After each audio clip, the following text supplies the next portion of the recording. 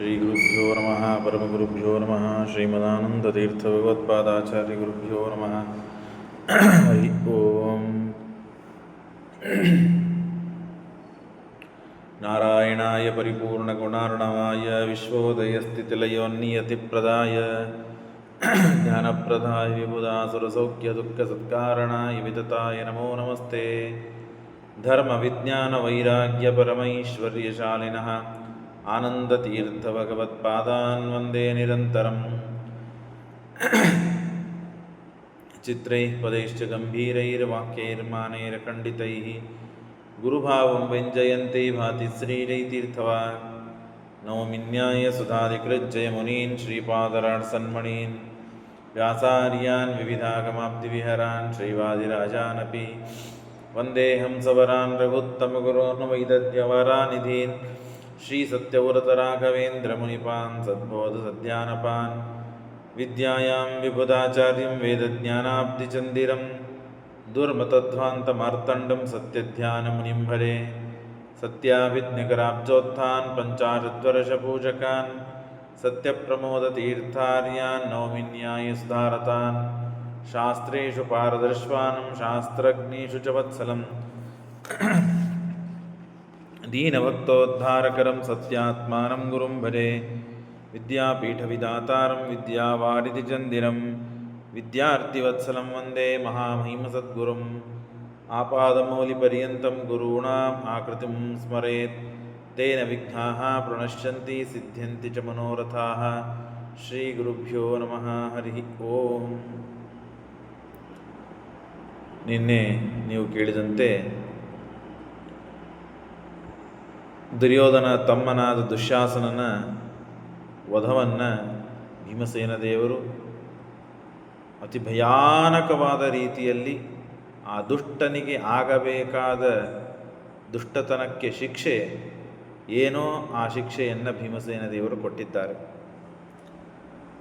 ಎದೆಯನ್ನು ಬಗೆದು ಅಲ್ಲಿದ್ದ ರಕ್ತವನ್ನು ಹೊರಗೆ ತೆಗೆದು ಅವನಿಗೆ ಕೊಂದು ಶವದ ಸುತ್ತಲೂ ಎಲ್ಲ ಕಡೆಗೆ ನರ್ತನೆ ಮಾಡಿದ್ದಾರೆ, ಕುಣಿದಿದ್ದಾರೆ, ಅಟ್ಟಹಾಸ ಮಾಡಿದ್ದಾರೆ. ಆ ಭಯದಿಂದ ಎಲ್ಲರೂ ಆ ಉಗ್ರವಾದ ಭೀಮಸೇನ ದೇವರ ರೂಪದಿಂದ ಎಲ್ಲರೂ ಗಾಬರಿಯಾಗಿ ಎರಡೂ ಪಕ್ಷದವರು ಪಲಾಯನ ಮಾಡಿದ್ದಾರೆ. ಕೇವಲ ಕೃಷ್ಣ ಭೀಮಂ ಕೃಷ್ಣ ಪಾರ್ಥೋ ವಿನೈವ. ಭೀಮಸೇನ ಕೃಷ್ಣ ಮತ್ತು ಅರ್ಜುನ ಇಬ್ಬರು ಬಿಟ್ಟರೆ ಇನ್ನು ಯಾರೂ ಉಳಿಲಿಲ್ಲಂತೆ. ಅಂದರೆ ವಿಚಾರ ಮಾಡ್ರಿ, ಆ ಭೀಮಸೇನ ದೇವರ ರೂಪ ಎಂಥದ್ದಿರಬೇಕು, ಎಷ್ಟು ಉಗ್ರಿರಬೇಕು. ಇಬ್ಬರೂ ಪಕ್ಷದವರಿಗೂ ಆ ರೂಪವನ್ನು ನೋಡಲಿಕ್ಕಾಗದೆ ಇದ್ದಷ್ಟು ಭಯ ಬರುವಂತೆ ಭೀಮಸೇನ ದೇವರು ಆ ದೇವರನ್ನು, ತನ್ನ ಹೆಂಡತಿಯನ್ನು, ಅಣ್ಣನನ್ನು, ತಮ್ಮನನ್ನು, ಯಾರ್ಯಾರನ್ನು ನಿಂದೆ ಮಾಡಿದ್ದನೋ ಮೂರ್ಖ, ಎಲ್ಲ ಪ್ರತೀಕಾರವನ್ನು ತೋರಿಸಿದ್ದಾರೆ, ಅವನನ್ನು ಸಂಹಾರ ಮಾಡಿದ್ದಾರೆ. ಆಯೋಧನಂ ಶೂನ್ಯಮಾಸೀತ್ ಮುಹೂರ್ತಂ ನನರ್ಥ ಭೀಮೋ ವ್ಯಾಘ್ರಪದೇನ ಹರ್ಷ. ಸಿಂಹ ನಡಗಿಯಂತೆ ಗಂಭೀರವಾದ ನಡಿಗೆಯಿಂದ ಮತ್ತೆ ತಾವು ಬಂದು ಕೂತಿದ್ದಾರೆ. ಮತ್ತೆ ಯುದ್ಧ ಪ್ರಾರಂಭವಾಗಿದೆ. ಎಷ್ಟೋ ಹೊತ್ತಿನವರೆಗೆ, ಅನೇಕ ಕಾಲದವರೆಗೆ ಯುದ್ಧವೇ ನಿಂತು ಹೋಗಿಬಿಟ್ಟಿತ್ತು. ಮತ್ತೆ ಎಲ್ಲ ಕಡೆಗೆ ಶಾಂತವಾಗಿದೆ ಅಂತ ಗೊತ್ತಾದಾಗ ಮತ್ತೆ ಪ್ರತಿಯಾಗಿ ಯುದ್ಧ ಆಗ್ತಿದೆ. ಏಕೇನ ಬಾಣೇನ ಸುತೇ ಹತೇ ಸ್ವೈ ವೈಕರ್ತನೋ ವಾಸವಿಂ ಅಭ್ಯಧಾವತ್ ತಯೋರಭೂದ್ಯುದ್ಧ ದ್ವೈರ. ಆಮೇಲೆ ಕರ್ಣನಿಗೆ ಮತ್ತು ಅರ್ಜುನನಿಗೆ ಮತ್ತೆ ಪುನಃ ಯುದ್ಧ ಪ್ರಾರಂಭವಾಗಿದೆ. ಆಗ ಎಲ್ಲ ದೇವತೆಗಳು ಎರಡು ಭಾಗವಾಗಿ ಹೋಗಿದೆ. ಶತ್ರುಗಳು ಅಂದರೆ ದೈತ್ಯರು, ದೇವತೆಗಳು, ಸಜ್ಜನರು, ಅಸಜ್ಜನರು ಎರಡು ಭಾಗವಾಗಿ ಕರ್ಣನಿಗೆ ಜಯವಾಗಲಿ ಅಂತ ಹೇಳ್ತಾ ಇದ್ದಾರೆ ಎಷ್ಟೋ ಜನ. ಭೀಮಸೇನ ದೇವನಿಗೆ ಜಯವಾಗಲಿ, ಕೃಷ್ಣನಿಗೆ ಜಯವಾಗಲಿ ಅಂತ ಹೇಳಿ ಜಯ ಜಯಕಾರವನ್ನು ಹಾಕ್ತಾ ಇದ್ದಾರೆ. ಕರ್ಣನಿಗೆ ಜಯವಾಗಲಿ ಅಂತ ಹೇಳಿ ದುಷ್ಟರು ಕರ್ಣನಿಗೆ ಹೇಳ್ತಾ ಇದ್ದಾರೆ. ಹೀಗೆ ನಡೀತಾ ಇದೆ. ಮಹಾನ್ ವಿವಾದೋಪ್ಯಭವತ್ತಯೋ ಕೃತೆ ಸುರಾಸುರಾಣಾಂ ಭೀಮ ದುರ್ಯೋಧನೋದ್ವೈ ಸಮಾಶ್ರಿತೋ ತತ್ಪ್ರಿಯೋ ಕರ್ಣಪಾರ್ಥೌ ಪ್ರಾಣೋಪಮೋ ತೇನ ತೇನ ಚೇತತ್ಕೃತೇತೆ ಸುರಾಸುರಾ ಕರ್ತುಮಿಚ್ಛಂತಿ ಯುದ್ಧಂ. ದುರ್ಯೋಧನ ಪಕ್ಷವನ್ನು ಆಶ್ರಯಿಸಿಕೊಂಡು ಯುದ್ಧವನ್ನು ಆಡುವಂತಹ ಜನ ಇದ್ದಾರೆ, ಕರ್ಣ ಭೀಮನ ಪಕ್ಷವನ್ನು ಆಶ್ರಯಿಸಿಕೊಂಡು ಯುದ್ಧವಾಡುವ ಜನ ಇದ್ದಾರೆ. ಎರಡು ವಿಭಾಗವಾದಷ್ಟೇ ಅಲ್ಲ, ಸಮಗ್ರವಾದ ಈ ಯುದ್ಧ ಅಂದರೆ ಧರ್ಮದ ಅಧರ್ಮದ, ಧರ್ಮಾಧರ್ಮದ ಯುದ್ಧ, ಸತ್ಯಾಸತ್ಯದ ಯುದ್ಧ, ಪುಣ್ಯ ಪಾಪದ ವಿರುದ್ಧ, ಪುಣ್ಯ ಪಾಪ ಅದರ ಯುದ್ಧ, ದೇವದಾನವರ ಯುದ್ಧ. ಹಾಗಾಗಿ ಭೂಮಿ ಎರಡು ಭಾಗವಾಗುವಂತೆ ಎರಡು ಪಕ್ಷಗಳಾಗಿವೆ, ಮೊದಲಿಂದು ಹಾಗೆ. ಹಾಗಾಗಿ ಇಷ್ಟು ನಡೀತಾ ಇದೆ. ನ ಕರ್ಣಾರ್ಜುನೋರ್ಯುಧೇರ್ ವಿರೋಧಂ ಕುರುತ ಕ್ವಚಿತ ಭೀಮ ದುರ್ಯೋಧನಾರ್ಥೇವ ಪಶ್ಯಂತೇವ ಚ ಸಂಯೋಗಂ ಇತ್ಯುಕ್ತೆ ಶಾಂತಿಮಾಪನ್ನ ದರುಷ ಸಂಯೋಗಂ ಇದೆ. ಹೀಗೆ ಅವರವರ ಪಕ್ಷವನ್ನು ವಹಿಸಿಕೊಂಡು ತಾವು ಯುದ್ಧವನ್ನು ಆಡ್ತಾ ಇದ್ದಾರೆ. ಆಗ ಭೀಮಸೇನ ದೇವರು ಬಂದು ಹೇಳ್ತಾರೆ, ಅಹಂ ವೈನಂ ಗದಯ ಪೋಥಯಾಮಿ ತ್ವಂಬಾ ಜಹೀಂ ಸಮುಪತ್ತ ವೀರ್ಯ. ಅರ್ಜುನ, ಕರ್ಣನನ್ನು ಕೊಂದು ಹಾಕು. ಯಾಕೆ ಉದಾಸೀನ ಮಾಡ್ತಾ ಇದ್ದಿ? ಯಾವ ಕಾರಣಕ್ಕಾಗಿ? ನೀನು ಮಹಾಬಲಿಷ್ಠ. ಕೃಷ್ಣೋಪಿ ತಂ ಬೋಧಯಾಮಾಸ ಸಮ್ಯಕ್. ಕೃಷ್ಣ ನಿನಗೆ ಬೋಧನೆ ಮಾಡಿದ್ದಾನೆ. ನೀನು ಸಾಮಾನ್ಯನಾದವನಲ್ಲ. ಅಶ್ವತ್ಥಾಮಾಚಾರ್ಯ ಜೊತೆಗೆ ಯುದ್ಧ ಮಾಡಬೇಕಾದಾಗ, ಕರ್ಣನ ಜೊತೆಗೆ ಹಿಂದಕ್ಕೆ ಯುದ್ಧ ಮಾಡಬೇಕಾದಾಗ ಸ್ವಲ್ಪ ತ್ರಸ್ತನಾದ, ಭಯಗೊಂಡಂತೆ ಆದಾಗ ನೀನು ನರಾವೇಶ, ಸಾಮಾನ್ಯನಾದವನಲ್ಲ ನೀನು ಅಂತ ಹೇಳಿ ಶಕ್ತಿಯನ್ನು ತುಂಬಿಸಿದ್ದಾನೆ, ತನ್ನ ಸ್ವರೂಪವನ್ನು ತಿಳಿಸಿ. ಹಾಗಾಗಿ ಸಮೃದ್ಧ ವೀರ ಸತತಾ ಧನಂಜಯ ಸುಯೋಧನೋ ದ್ರೋಣಿ ಕೃಪಾ ಸುಯೋಧನಂ. ಹಾಗಾಗಿ ಅವನನ್ನು ಕೊಂದು ಹಾಕು, ಬಿಡಬೇಡ ನೀನು ಅಂತ ಹೇಳಿದ್ದಾನೆ. ಅಮಾನುಷಂ ತತ್ ಪಾರ್ಥಸ್ಯ ದೃಷ್ಟ್ವಾ ಕರ್ಮ ಗುರೋಸ್ತುತಃ ಗೃಹೀತ್ವಾ ಪಾಣಿನ ಪಾಣಿಂ ದುರ್ಯೋಧನ ಅಭಾಷತ.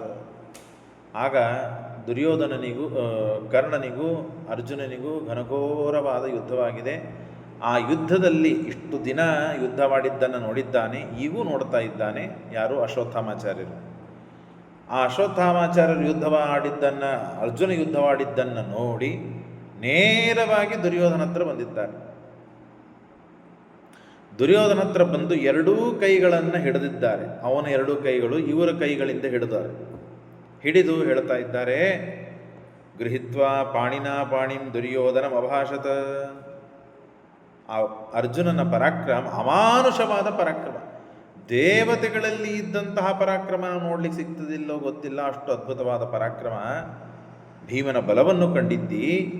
ಹಾಗಾಗಿ ದೃಷ್ಟಂ ಹಿ ಭೀಮಸ್ಯ ಬಲಂ ತ್ವಯಾದ್ಯ.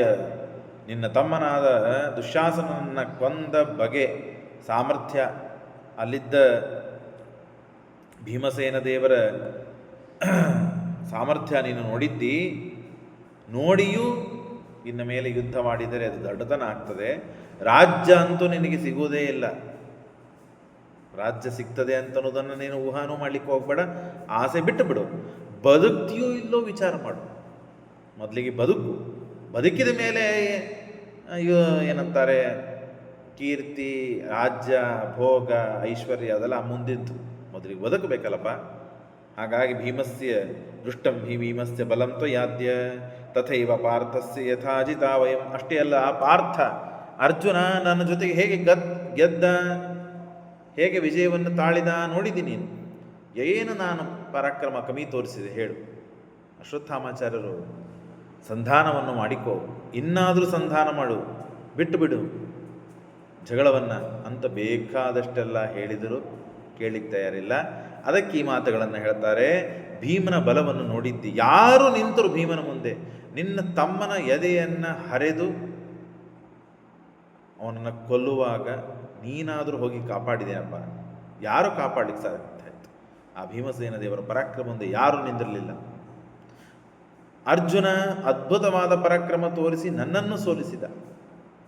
ಎಷ್ಟೆಲ್ಲ ನಾನು ಪ್ರಯತ್ನಪಟ್ಟು ಸೋಲಿಸುವ ಪ್ರಯತ್ನ ಮಾಡಿದರೆ ರಕ್ಷಣೆ ಮಾಡಲಿಕ್ಕೆ ಕೃಷ್ಣ ಇದ್ದಾನೆ. ಹಾಗಾಗಿ ಅಲಂ ವಿರೋಧೇನ ಸಮೇತ್ಯ ಪಾಂಡವೈಹಿ. ಸಾಕು ಮಾಡು, ಪಾಂಡವರ ಜೊತೆಗೆ ವಿರೋಧ ಮಾಡಿದ್ದು ಸಾಕು ಮಾಡು. ಪ್ರಸಾದಿ ರಾಜ್ಯಂ ನಮಯ ಸಮೇತಃ. ನೀನು ಹೀಗೆ ವಿಚಾರ ಮಾಡಬಹುದು, ಅಲ್ಲ ಅಶ್ವತ್ಥಾಮಾಚಾರ್ಯರೇ, ನೀವು ಹೇಳಿದ್ದಕ್ಕೆ ನಾನು ಯುದ್ಧವಾಡುವುದನ್ನು ಬಿಡಬಹುದು. ಇನ್ನೇನು ಎಲ್ಲರೂ ಸತ್ತು ಹೋಗಿಬಿಟ್ಟಿದ್ದಾರೆ. ಭೀಷ್ಮಾಚಾರ್ಯ ಹೋದರು, ನಿಮ್ಮ ತಂದೆ ದ್ರೋಣಾಚಾರ್ಯರು ಹೋದರು, ನನ್ನ ತಮ್ಮ ದುಶ್ಯಾಸನ ಹೋದ, ಅನೇಕ ತಮ್ಮಂದಿರು ಹೋದರು, ಮಹಾಮಹಾತ್ ರಥಿಕರೆಲ್ಲ ಹೋದರು. ಇನ್ನೇನು ಯುದ್ಧವನ್ನು ಗೆದ್ದೇ ಬಿಡ್ತಾ ಇದ್ದೇವೆ, ಮುಗೀತಾ ಬಂತು, ಈಗ ಸಂಧಾನ ಮಾಡುವಂತಂದರೆ ಯಾಕೆ ಮಾಡ್ತಾರೆ ಅವರು, ಮಾಡೋದೇ ಇಲ್ಲ ಅಂತ ನಿನಗೇನಾದರೂ ಪ್ರಶ್ನೆ ಬಂದಿದ್ದರೆ ಹೇಳು, ನಾನು ಹೇಳ್ತೀನಿ ಅವರಿಗೆ ಯುದ್ಧವನ್ನು ನಿಂದ್ರಿಸು ಅಂತ ಹೇಳಿ. ಅರ್ಜುನ ನನ್ನ ಮಾತನ್ನು ಕೇಳ್ತಾನೆ. ಅಶ್ವತ್ಥಾಮಾಚಾರ್ಯ ಹೇಳ್ತಾ ಇದ್ದಾರೆ, ಅರ್ಜುನ ನನ್ನ ಮಾತನ್ನು ಕೇಳ್ತಾನೆ. ಎಲ್ಲ ಮ್ಯಾಚ್ ಆಡಬೇಕಾದಾಗ, ಇನ್ನೇನು ಗೆಲ್ಲಿಕ್ಕೆ ಹಂತ ಬಂದಾಗ ಮ್ಯಾಚ್ ಬಿಟ್ಬಿಡು, ಡ್ರಾ ಮಾಡ್ಕೊಂಡ್ಬಿಡೋಣ, ಇಬ್ಬರು ಗೆದ್ಕೊಂಡ್ಬಿಡೋಣ, ಇಬ್ಬರು ರಾಜ್ಯ ತೊಗೊಂಡ್ಬಿಡೋಣ ಅಂತಂದು ನಡೀತದೇನದು? ಹಾಗೆ ನೀನು ವಿಚಾರ ಮಾಡಿಕೊಂಡು ಎಲ್ಲಾದರೂ ಹೇಳಲಿಕ್ಕೆ ಬಿಡೆಯಾಗಿದ್ದರೆ ಹೇಳು, ನಾನು ನಿನ್ನ ಪರವಾಗಿ ಅರ್ಜುನನಿಗೆ ಹೇಳುತ್ತೇನೆ. ಅರ್ಜುನ ನನ್ನ ಮಾತನ್ನು ಗೌರವದಿಂದ ಆಧರಿಸಿ ಸ್ವೀಕಾರ ಮಾಡಿ ಯುದ್ಧವಾಡೋದನ್ನು ಬಿಡುತ್ತಾನೆ. ಯಾಕೆ ಗೊತ್ತಾ? ನಾನು ಗುರುಪುತ್ರ, ದ್ರೋಣಾಚಾರ್ಯರ ಮಗ, ನಾನು ಗುರುಪುತ್ರ, ಗುರು ಸಮಾನ ಅಂತ ಹೇಳಿ ಗೌರವದಿಂದ ಅದನ್ನು ತಿರಸ್ಕಾರ ಮಾಡದೇನೆ ಆದರದಿಂದ ಸ್ವೀಕಾರ ಮಾಡ್ತಾನೆ. ಹಾಗಾಗಿ ಧನಂಜಯಸ್ತಿಷ್ಠತಿ ವಾರಿತೋಮಯ, ನಾನು ಬೇಡ ಅಂತಂದರೆ ಬಿಟ್ಟೇ ಬಿಡ್ತಾನವ. ಇನ್ನು ಕೃಷ್ಣನಿಗೆ ಯುದ್ಧ ಮಾಡುವ ಅಪೇಕ್ಷೆ ಇದೆಯಾ? ಅವನೇ ಸಂಧಾನಕ್ಕೆ ಬಂದಿದ್ದ, ನೀವೇ ಸಂಧಾನ ಮಾಡಿಕೊಳ್ಳದೆ ಅವನು ಅವಮಾನ ಮಾಡಿ ಕಳಿಸಿಬಿಟ್ಟು ಈಗ ಸಂಧಾನ ಮಾಡಿಕೊಳ್ತೇವೆ ಅಂದರೆ ಅವನು ಒಪ್ತಾನೆ. ಕೃಷ್ಣನು ಜನಾರ್ದನೋ ನೈವ ವಿರೋಧ ಮಿಚ್ಛತಿ, ಜನಾರ್ದನಿಗೆ ಕೃಷ್ಣನಿಗೆ ಯಾಕೆ ವಿರೋಧ ಆಗಬೇಕು ಅಂತ ಅಪೇಕ್ಷೆ ಇದೆ, ಜಗಳ ಬೇಡ ಅಂತೇ ಇದ್ದಾನವನು. ಇನ್ನು ಕೃಷ್ಣ ಹೇಳಿದರೆ, ನೀ ಹೇಳಿದರೆ ಕೇಳೋದಿಲ್ಲ, ನಾ ಹೇಳಿದರೆ ಕೇಳೋದಿಲ್ಲ, ಯಾರು ಹೇಳಿದರೂ ಕೇಳೋದಿಲ್ಲ. ಯಾರು? ಭೀಮಸೇನ ದೇವರು. ಕೃಷ್ಣ ಹೇಳಿದರೆ ಕೇಳೇ ಬಿಡ್ತಾನೆ. ಭೀಮ ಸಾಕು ಬಿಟ್ಬಿಡಪ್ಪ, ಎಲ್ಲರೂ ಒಪ್ಪಿದ್ದಾರೆ, ನೀನು ಒಪ್ಪು ಅಂದರೆ ಬಿಟ್ಬಿಡ್ತಾನೆ. ಕೃಷ್ಣ ಹೇಳಿದ್ದಕ್ಕೆ ಭೀಮನೂ ಸುಮ್ಮನಾಗ್ತಾನೆ. ಇನ್ನು ಯುಧಿಷ್ಠಿರ ನಕುಲ ಸಹದೇವರು ಅತ್ಯಂತ ಶಾಂತ ಸ್ವರೂಪರು. ಆಯ್ತಪ್ಪ, ಯುದ್ಧ ಮುಗಿತಾ, ಚಲೋ ಆಯ್ತು ಬಿಡಪ್ಪ ಅಂಥೇಳಿ ಕೈ ಮುಗಿದು ಬಿಡ್ತಾರೆ ಅವರು. ಇದ್ದವರ ಇಬ್ಬರೇ, ಅರ್ಜುನ ಭೀಮ. ಅರ್ಜುನಿಗೆ ನಾ ತಡಿತೇನೆ, ಕೃಷ್ಣ ಸ್ವಯಂ ಶಾಂತವನ್ನು ಬಯಸುವವನು.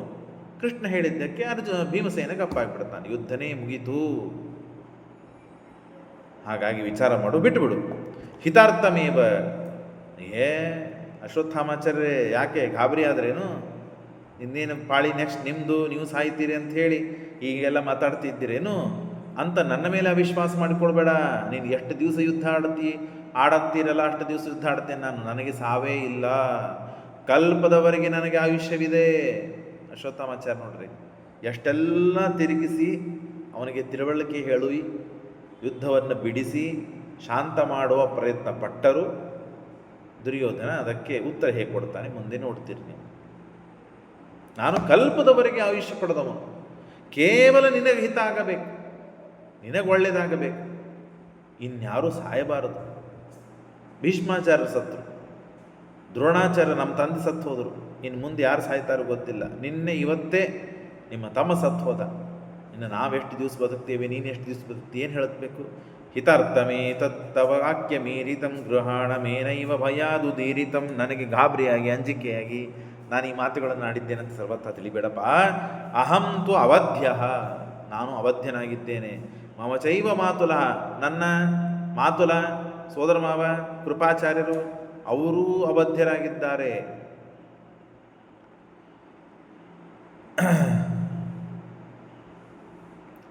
ಸಪ್ತೇತೆ ಚಿರಜೀವಿನಃ, ಹನುಮಾನ್, ವಿಭೀಷಣ, ಕೃಪಾಚಾರ್ಯರು, ಆಮೇಲೆ ಅಶ್ವತ್ಥಾಮಾಚಾರ್ಯರು, ಇವರೆಲ್ಲ ಚಿರಂಜೀವಿಗಳು, ಚಿರಜೀವಿಯ ಆದಂತಹ ಬಹಳಷ್ಟು ಒಂದು ಕಲ್ಪದವರೆಗೆ. ವಿಭೀಷಣ, ಹನುಮಾನ್ ಇವರೆಲ್ಲ ಸಪ್ತ ಚಿರಂಜೀವಿ ಒಳಗೆ ಬರುವರು. ಹಾಗಾಗಿ ಕೃಪಾಚಾರ್ಯರು ಅವರು ಸಾಯ್ತಾರೆ ಅಂತ ನನಗೆ ಭಯವಿಲ್ಲ. ಅಂದಮೇಲೆ ನಮಗೆ ಯುದ್ಧವಾಡೋದಕ್ಕೆ ತೊಂದರೆ ಇದೆ ಅಂತ ಸರ್ವಥಾ ನೀನು ತಿಳಿಬೇಡ, ನಿನ್ನ ಹಿತಕ್ಕಾಗಿ ಹೇಳ್ತಾ ಇದ್ದೀನಪ್ಪ ಅಂತ ಅಂದರೆ ಹೇಗಾಗ್ತದೆ ರೀ ಅಶ್ವತ್ಥಾಮಾಚಾರ್ಯರೇ? ನೀವು ಹೇಳೋ ಮಾತುಗಳನ್ನು ಹೇಗೆ ನಾವು ಸುಮ್ಮನೆ ಪರಿಪಾಲನೆ ಮಾಡಬೇಕು ಹೇಳ್ರಿ ನೋಡೋಣ.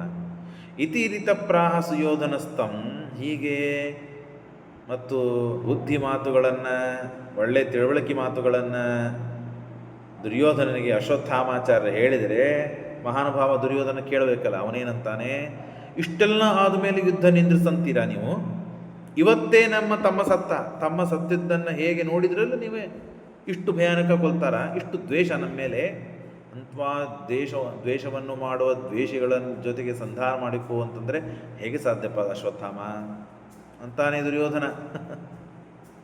ನೋಡ್ರಿ, ದುಶ್ಯಾಸನಸ್ಯ ಅದ್ಯ ಪಪೋಹಿ ಶೋಣಿಥಂ, ಅವನನ್ನು ಕೊಂದಿದ್ರೆ ಬಿಟ್ಟು ನಡೀತಿತ್ತು, ಯುದ್ಧ ಆಡಬೇಕಾದಾಗ ಸತ್ತ, ವೀರ ಸ್ವರ್ಗವನ್ನು ಪಡೆದ ಅಂತ. ಎದೆಯನ್ನು ಸೀಳಿ ರಕ್ತವನ್ನು ಕುಡಿಯುವುದಾ? ಕುಡಿದಂತೆ ನಾಟಕವನ್ನು ಮಾಡುವುದಾ? ಇಷ್ಟು ಅಸಹ್ಯ ಮಾಡಿ ಕೊಂದು ಹಾಕುವುದಾ? ಎಷ್ಟು ದ್ವೇಷ ಇದೆ ನಮ್ಮ ಮೇಲೆ ಆ ಭೀಮನಿಗೆ. ಅಂಥ ದ್ವೇಷಗಳ ಜೊತೆಗೆ ಸಂಧಾನ ಮಾಡಿಕೊಳ್ಳೋದ? ಆಯ್ತಪ್ಪ, ಕೊಂದಾದ ಮೇಲೆ ಕುಣಿತಾನೆ ಎಲ್ಲರ ಮುಂದೆ ಅವಮಾನವಾಗುವಂತೆ. ಶಾಧೂಲ ಚೇಷ್ಟಾ ಮಚರ ಅಕರೋಚ್ಚ ಭೀಮ ನಮೇ ಕಥಂಚಿತ್ತದನೇನ ಸಂಧಿ ಅಂದಮೇಲೆ ಅವ್ರ ಜೊತೆಗೆ ನಾನು ಹೇಗೆ ಸಂಧಿ ಮಾಡಲಿ? ಹೇಗೆ ಒಪ್ಪಂದ ನಮಗೆ ಅವರಿಗೆ ಆಗಬೇಕು? ಸಂಧಾನ ಮಾಡಿಕೊಳ್ಳಿಕ್ಕೆ ಸಾಧ್ಯವಿಲ್ಲ. ಆಯ್ತು, ಹಣೆ ಬಾರಿ ಏನಾಗಬೇಕಾಗ್ತದೆ ಅಂತ ಹೇಳಿ ಅಶ್ವತ್ಥಾಮಾಚಾರ್ಯರು ಬಾಯಿ ಮುಚ್ಕೊಂಡ್ಬಿಟ್ರಂತೆ, ಮಾತನೇ ಆಡಲಿಲ್ಲ. ಆಯ್ತಪ್ಪ, ನಿನ್ನ ಹಣೆ ಬಾರ ಏನಾಗಬೇಕಾಗ್ತದೆ, ಹೋಗು. ಇತ್ಯುಕ್ತೋ ದ್ರೋಣಿರಾಸಿತ್ಸ ತೂಷ್ಣಿಂ ಕರ್ಣಧನಂಜಯೋ. ಮತ್ತೆ ಪುನಃ ಯುದ್ಧ ಪ್ರಾರಂಭವಾಗಿದೆ. ಕರ್ಣ ಮತ್ತು ಅರ್ಜುನನಿಗೆ ಘನಘೋರವಾದ ಯುದ್ಧ. ಆಗ್ನೇಯಾಸ್ತ್ರ, ವಾರುಣಾಸ್ತ್ರ, ಆ ಅಸ್ತ್ರ, ಈ ಅಸ್ತ್ರಗಳು, ಎಲ್ಲ ಅಸ್ತ್ರಗಳ ಪ್ರಯೋಗ ಮಾಡಿ ಭಯಾನಕ ಘನಘೋರವಾದ ಯುದ್ಧ ನಡೀತಾ ಇದೆ. ಹಿಂದಕ್ಕೇನಾಗಿತ್ತು ಅಂದರೆ, ನೀವು 20ನೇ ಅಧ್ಯಾಯ ತಾತ್ಪರ್ಯದಲ್ಲಿ ಕೇಳಿದ್ದೀರಿ. ಕಾಂಡವದಾನ ಆಗಬೇಕು ಅಂತ ಅಗ್ನಿ ಬಂದು ಕೇಳಿದಾಗ ಇಂದ್ರ ತಾನು ಮಧ್ಯದಲ್ಲಿ ಬಂದು ಅಡ್ಡಿ ಮಾಡ್ತಾ ಇದ್ದ. ಆಗ ಅರ್ಜುನ ಅಗ್ನಿಗೆ ಆಹುತಿಯಾಗಿ ಆ ಕಾಂಡವದಾನವನ್ನು ಮಾಡಿಸಿಕೊಟ್ಟ. ಆಗ ಅಶ್ವಸೇನ ಅಂತನ್ನುವ ಒಂದು ಹಾವು ತಾಯಿ ಹೊಟ್ಟಿ ಒಳಗೆ ಹೋಗಿತ್ತು. ಬಾಯಿಯಿಂದ ಆರ್ಪಾರಾಗಿ ವಿರುದ್ಧ ದಿಕ್ಕಿನಲ್ಲಿ ಹೋದಾಗ ಅದು ಹಾರಿ ಹೋಗಬೇಕಾದಾಗ ಅರ್ಜುನ ಬಾಣವನ್ನು ಬಿಟ್ಟು ತಾಯಿಯ ರುಂಡವನ್ನು, ಅಶ್ವಸೇನದ ಬಾಲವನ್ನು ಕಡ್ದು ಹಾಕ್ತಾನೆ. ಆ ಕಥೆಯನ್ನು ಕೇಳಿದ್ದೀರಿ. ಆಗ ಆ ಅಶ್ವಸೇನ ಮತ್ತು ನಾಗಾಸ್ತ್ರವಾಗಿ ಕರ್ಣನ ಬತ್ತಳಿಕೆಯಲ್ಲಿ ಹೋಗಿ ಕೂಡ್ತಾನೆ. ನನ್ನ ತಾಯಿಯನ್ನು ಕೊಂದಿದ್ದಾನೆ ಅರ್ಜುನ, ಹಾಗಾಗಿ ಅವನನ್ನು ಸುಮ್ಮನೆ ಬಿಡಬಾರದು ಅಂತ ಹೇಳಿ ಆ ದ್ವೇಷದಿಂದ ಕರ್ಣನ ಬತ್ತಳಿಕೆಯಲ್ಲಿ ಬಂದಿದ್ದಾನೆ ಅವನು. ಹಾಗಾಗಿ ಅದು ಬಂದು ಕೂಡಬೇಕಾದಾಗ ಕೂತ ಮೇಲೆ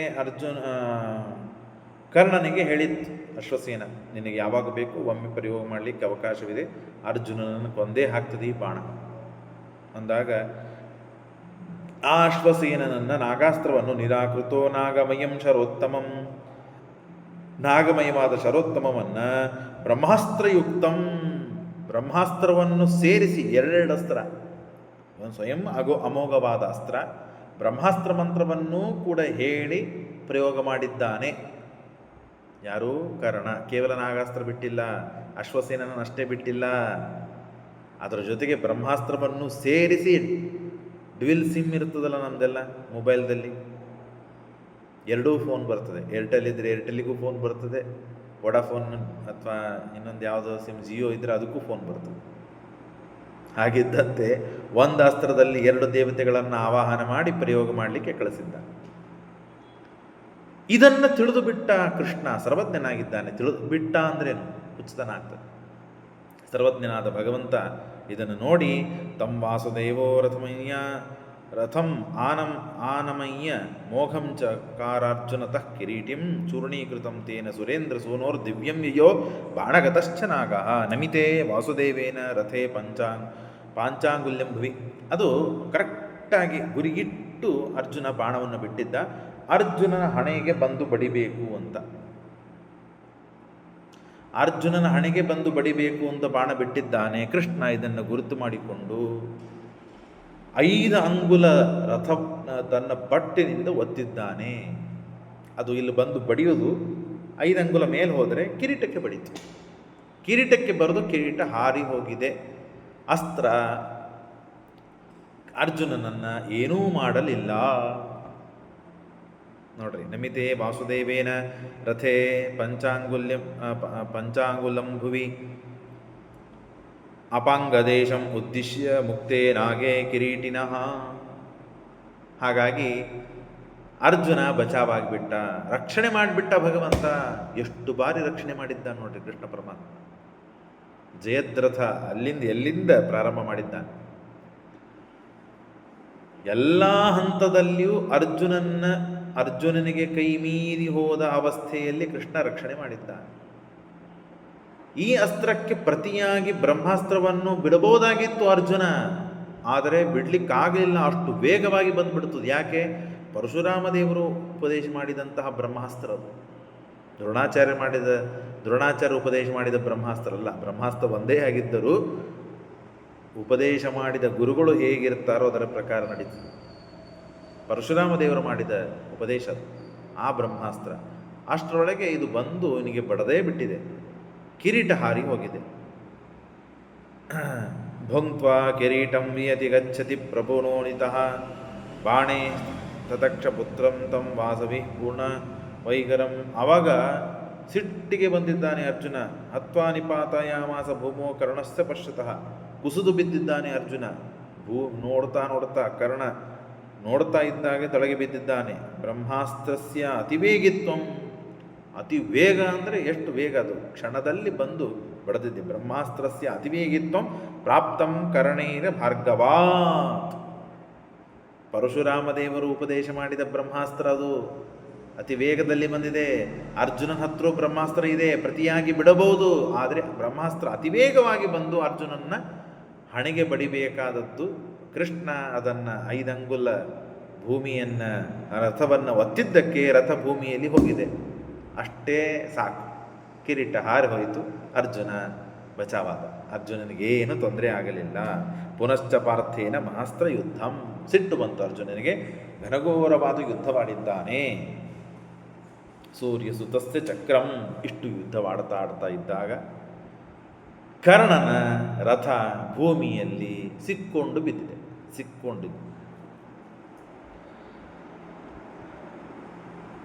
ಪುನಶ್ಚ ಪಾರ್ಥೇನ ಮಹಾಸ್ತ್ರ ಯುದ್ಧಂ ಪ್ರಕುರ್ವತ ಸೂರ್ಯ ಸುತಸ್ಯ ಚಕ್ರಂ ರಥಸ್ಯ ಭೂಮಿಂ ಗ್ರಸತಿ. ಅಲ್ಲಿ ಆ ಭೂಮಿಯಲ್ಲಿ ನೀರಿಲ್ಲ, ರಕ್ತವೇ ನೀರಾಗಿ ಹರಿದಿದೆ. ಸತ್ತ ಮೇಲೆ ಯಾರು ರಕ್ತನೇ ಹರಿಬೇಕಲ್ಲ, ರಕ್ತನೇ ಭೂಮಿಯಲ್ಲಿ ಹರಿದಿದ್ದಕ್ಕೆ ರಕ್ತ ಮಣ್ಣು ಸೇರಿ ಕೆಸರಾಗಿದೆ.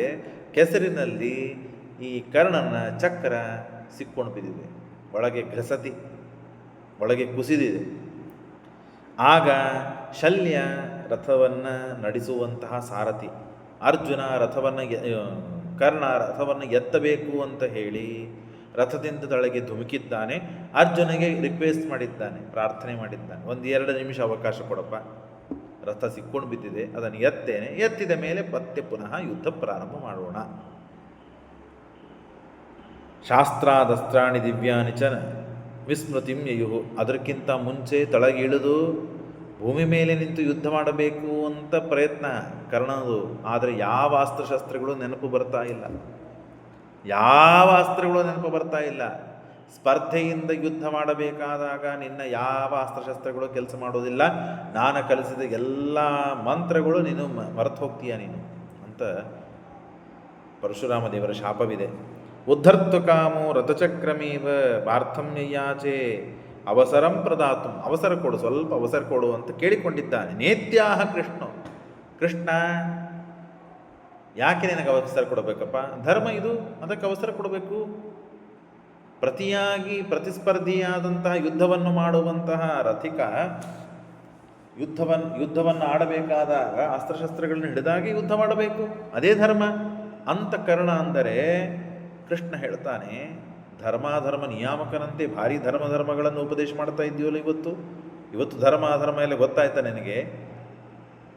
ಜೂಜಾಟ ಆಡಬೇಕಾದಾಗ ಧರ್ಮ ಗೊತ್ತಾಗಲಿಲ್ಲವ? ಪಾಂಡವರನ್ನು ಅರಗಿನ ಮನೆಯಲ್ಲಿ ಸುಡಬೇಕಾದಾಗ ಧರ್ಮ ಗೊತ್ತಾಗಲಿಲ್ವ? ಸಭೆ ಮಧ್ಯೆಯಲ್ಲಿ ದ್ರೌಪದಿಯನ್ನು ಅವಮಾನ ಮಾಡಬೇಕಾದಾಗ ಧರ್ಮ ಗೊತ್ತಾಗಲಿಲ್ವ? ಯಾವುದು ಧರ್ಮ, ಯಾವುದು ಅಧರ್ಮ? ನೀನು ಮಾತಾಡ್ತಿ ನಿನ್ನ ಬಾಯಿಯಿಂದ ಅಂತ ಕೃಷ್ಣ ಅವನ ಜೊತೆಗೆ ವಾಗ್ಯುದ್ಧವನ್ನು ಮಾಡಿ ಅನಂತರದಲ್ಲಿ ಅರ್ಜುನನಿಗೆ ಹೇಳಿದ್ದಾನೆ, ಅವನಿಗೆ ಅವಕಾಶ ಕೊಡಬೇಡ, ಈಗಿಂದ ಈಗ ಅವನನ್ನು ಬಾಣವನ್ನು ಹಿಡಿದು ಕುತ್ತಿಗೆಯನ್ನು ಕತ್ತರಿಸಿ ಹಾಕೋ. ನೇತ್ಯಾಹ ಕೃಷ್ಣೋ ಅಂಜಲಿಕಾ ಅಂತನೂ ಅಸ್ತ್ರ, ರುದ್ರದೇವರು ಕೊಟ್ಟಂತಹ ಅಸ್ತ್ರ. ಆ ಅಸ್ತ್ರವ ಸುಘೋರವಾದದ್ದು. ಅದನ್ನು ತೆಗೆದುಕೊಂಡು ಸತ್ಯೇನ ಧರ್ಮೇಣ ಚ ಸನ್ನಿಯೋಜ್ಯ ಮಮೋಚ್ಚ ಕರ್ಣಸ್ಯ ವಧಾಯ ಬಾಣವನ್ನು ಬಿಟ್ಟು ಆ ದುಷ್ಟನಾದ ಕರ್ಣನನ್ನು ಕುತ್ತಿಗೆ ಹರಿಸಿದ್ದಾನೆ ಅರ್ಜುನ. ಧರ್ಮಚ್ಚಲಂ ಪಾಪಧನೇಶು ಧರ್ಮ ಇತಿ ತ್ವಯಾ ಜ್ಞಾಪಯಿತು ತದೋಕ್ತಂ ಮತ್ಯಾವತಾರಸ್ತಿಹ ಮತ್ಯ ಶಿಕ್ಷಣಂ. ಶ್ರೀಮದಾಚಾರ್ಯರು ಅನೇಕ ಇಲ್ಲಿಯೂ ಕೂಡ ನಿರ್ಣಯವನ್ನು ಕೊಟ್ಟಿದ್ದಾರೆ. ಅಧರ್ಮದಿಂದ ಪ್ರವೃತ್ತರಾದ ಜನರಲ್ಲಿ ಅಧರ್ಮ ಮಾಡುವುದೇ ಧರ್ಮ, ದುಷ್ಟರಲ್ಲಿ ದುಷ್ಟತನ ಮಾಡೋದೇ ಧರ್ಮ, ಅಧರ್ಮದಿಂದ ಇದ್ದ ಜನರಲ್ಲಿ ಅಧರ್ಮ ಮಾಡೋದೇ ಧರ್ಮ. ಇದನ್ನು ಸೂಚನೆ ಮಾಡೋದಕ್ಕಾಗಿಯೇ ಪರಮಾತ್ಮ ಹೀಗೆ ಮಾಡಿತ್ತು. ಇದನ್ನೆಲ್ಲ ನಿರ್ಣಯ ಮಾಡೋದು ಶ್ರೀಮದಾಚಾರ್ಯ ಮಾಡಿಕೊಟ್ಟಿದ್ದಾರೆ. ಹಾಗಾಗಿ ಕರ್ಣನ ರಥದಲ್ಲಿ ಸಿಕ್ಕೊಂಡು ಬಿದ್ದಿದೆ ಚಕ್ರ, ರಥದ ಚಕ್ರ ಭೂಮಿಯಲ್ಲಿ ಸಿಕ್ಕೊಂಡು ಬಿದ್ದಾಗ ಹೊರಗೆ ಬಂದಾಗ ಅರ್ಜುನ ಮೋಸ ಮಾಡಿ ಕೊಂದು ಹಾಕಿದ. ಏನು ಮೋಸ ಮಾಡಿ ಕೊಂದು ಹಾಕ್ತಾನೆ? ಮೋಸ ಅಂತ ಶಬ್ದದ ಅರ್ಥ ಗೊತ್ತಾ ನಿಮಗೆ? ಕರ್ಣ ಅಂತ ಹೇಳಿ ಪ್ರತಿಯಾಗಿ ಅವನ ಜೊತೆಗೆ ವಾಗ್ಯುದ್ಧವನ್ನು ಮಾಡಿ ಅವನು ಮಾಡಿದ ತಪ್ಪು ಅಂತ ಕೃಷ್ಣ ಅವನನ್ನು ಬೋಧಿಸಿ, ಕೃಷ್ಣನ ಪ್ರಶ್ನೆಗಳಿಗೆ ಯಾವ ಪ್ರಶ್ನೆಗಳಿಗೆ ಉತ್ತರವನ್ನು ಕೊಡಲಿಕ್ಕೆ ಬರೋದಿಲ್ಲ ಅಂತ ಕರ್ಣನಿಗೆ ಆದ ಮೇಲೆ ಅರ್ಜುನ ಅವನನ್ನು ಕೊಂದು ಹಾಕಿದ. ಚಿಚ್ಛೇದತೇನೈವ ಚ ತಸ್ಯ ಶೀರ್ಷಂ ಸಂಗಚ್ಛಿತೋ ಬಾಣವರಂ ಸುಘೋರಂ. ಆಗ ರುಂಡ ಹಾರಿ ತಳಗೆ ಬಿದ್ದಿದೆ. ಬಹಳ ಮನಸ್ಸಿಗೆ ನೋವಾಗಿದೆ ದುರ್ಯೋಧನನಿಗೆ. ಭೀಷ್ಮಾಚಾರ್ಯಕ್ಕಿಂತಲೂ ಕರ್ಣ ಮಹಾಪರಾಕ್ರಮಿ ಅಂತ ತಿಳ್ಕೊಂಡಿದ್ದ, ಎಲ್ಲರಿಗಿಂತಲೂ ಮಹಾಪರಾಕ್ರಮಿ ಅಂತ ತಿಳ್ಕೊಂಡಿದ್ದ. ಯಾರು? ದುರ್ಯೋಧನ. ಅಷ್ಟು ಕರ್ಣನ ಮೇಲೆ ವಿಶ್ವಾಸ ಮಾಡಿದ್ದ. ಅಂಥ ಕರ್ಣನೇ ಸತ್ತು ಹೋಗಿದ್ದಾನೆ. ತಲೆ ಉರುಳಿ ತಳಗೆ ಬಿದ್ದಿದೆ, ರುಂಡ ಹಾರಿ ಬಿದ್ದಿದೆ.